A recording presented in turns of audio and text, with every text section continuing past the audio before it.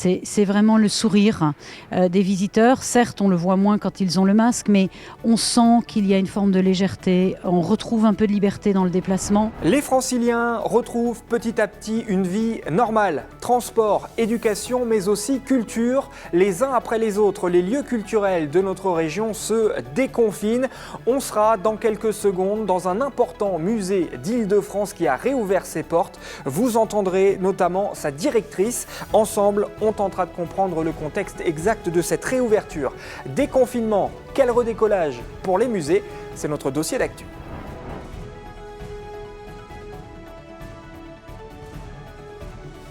Bonjour à tous et bienvenue sur Via Grand Paris. On prend tout de suite la direction du Bourget en Seine-Saint-Denis. Fondé en 1919, le Musée de l'Air et de l'Espace est une institution habituée chaque année à recevoir des centaines de milliers de visiteurs. Après des semaines d'arrêt liées évidemment au coronavirus, le public est en train de faire son retour. Dans quel cadre sanitaire et dans quel état d'esprit? On voit tout ça en images. Il y a d'abord le bonheur de franchir à nouveau les portes d'un musée en famille. C'est une libération. Après accélération, nous passerons en vol supersonique pour franchir le mur du son. On est venu notamment pour notre fils en fait, qui est passionné par les avions et l'espace. Et voilà, on a trouvé ce lieu génial. Admirer un appareil aussi historique que le Concorde et pouvoir même monter à bord, un moment que cette famille attendait depuis plusieurs semaines. En fait, on voulait venir avant le confinement. Ça faisait un petit moment qu'on voulait venir pour la petite qui voulait voir des avions.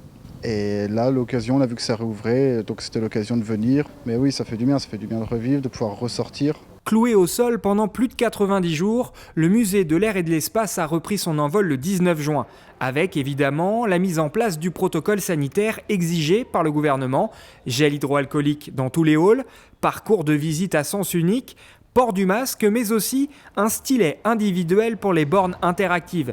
Un contexte rigoureux qui ne gâche en rien le plaisir des habitués. C'est avec grand plaisir. D'ailleurs, j'ai amené ma petite fille avec moi de pouvoir revenir au musée de l'air après tout ce temps de fermeture. Et puis un aspect, le masque est de côté et il n'y a pas de danger parce qu'effectivement, il y a beaucoup de place. 25 000 m² au total. Tous les espaces d'exposition, permanents comme temporaires, sont de nouveau accessibles au public, avec, en prime, une nouveauté post-confinement, l'ouverture des terrasses nord et sud pour une vue plus aérienne sur le tarmac de l'aéroport du Bourget. On a vu et entendu le plaisir des visiteurs et aussi la mise en place des gestes barrières. Au-delà de ça, d'autres questions se posent et notamment celle des conséquences financières du confinement sur la vie d'un musée. On en parle tout de suite avec notre invité. On est avec Anne-Catherine Robert-Auglusten, la directrice du musée de l'air et de l'espace. D'abord, je suppose que ça doit être un gros soulagement pour vous de pouvoir enfin rouvrir. Alors, c'est une émotion incroyable parce que c'est comme un renouveau dans le musée. Visiter ce musée est une joie pour tout le monde. Et pour un directeur d'établissement, un musée vide, c'est difficile. Donc nous, on l'a connu vide pendant 90 jours. Moi, j'ai continué à venir en tant que chef d'établissement. Donc aujourd'hui, toute l'équipe du musée, les visiteurs, du mouvement, du bruit, un peu d'agitation, c'est juste incroyable. Ça fait vraiment plaisir. Et un rayon de soleil en plus. Donc vraiment, c'est une magnifique journée. Un mot sur les traces que vont laisser le confinement. On imagine que la fermeture a eu un énorme impact sur votre musée ? Alors, la fermeture est exceptionnelle. On n'a pas connu, nous, ce type d'événement. Donc, bien évidemment, une chute brutale des ressources propres, comme on les appelle, c'est-à-dire de la billetterie et des locations d'espace, a évidemment un impact fort pour le musée. Néanmoins, l'activité du musée ne s'est pas du tout arrêtée, parce qu'un musée fermé est un musée qui est très actif. Et donc, nous avons reconcentré toutes nos activités sur les collections, sur le travail scientifique, sur la documentation, sur la recherche. Et donc, nous sommes prêts et nous avons beaucoup avancé de projets pour la réouverture. Je ne vous cache pas que financièrement, ce n'est pas facile, mais ça nous a permis aussi de préparer de nouveaux projets pour ce qu'on pourrait qualifier d'une forme de rebond dans les prochains mois.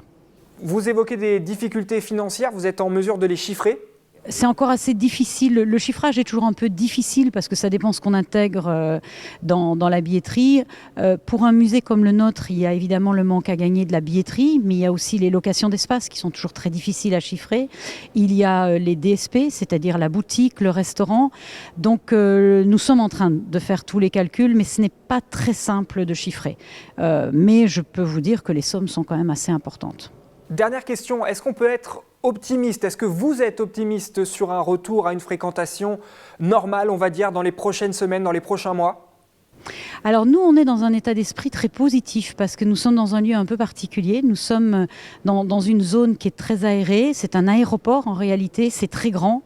Et nous l'avons déjà constaté depuis ce matin. Nous avons un nombre de visiteurs qui est très très satisfaisant. Beaucoup de familles, beaucoup de jeunes adultes. Et donc je serais assez confiante dans l'envie des Français de sortir et de visiter. Effectivement, peut-être que tous les lieux ne sont pas encore adaptés. Le nôtre, par chance, l'est peut-être un peu plus, mais nous sommes assez confiants. Néanmoins, nous sommes tout à fait au fait de cette crainte que pourraient avoir nos compatriotes, plutôt dans les déplacements.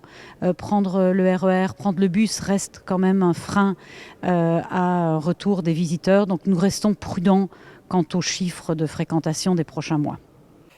Merci beaucoup Anne-Catherine Robert-Auglusten d'avoir répondu à nos questions. Je précise pour conclure que votre musée est le site touristique le plus visité de Seine-Saint-Denis, devant le Stade de France et devant la basilique Saint-Denis. En moyenne, ce sont plus de 200 000 personnes qui franchissent les portes du musée de l'air et de l'espace. Avec la crise sanitaire, le musée table sur une baisse de sa fréquentation de moins 60%. C'est la fin de ce dossier. Prenez soin de vous. Je vous dis à très vite sur Via Grand Paris. Salut!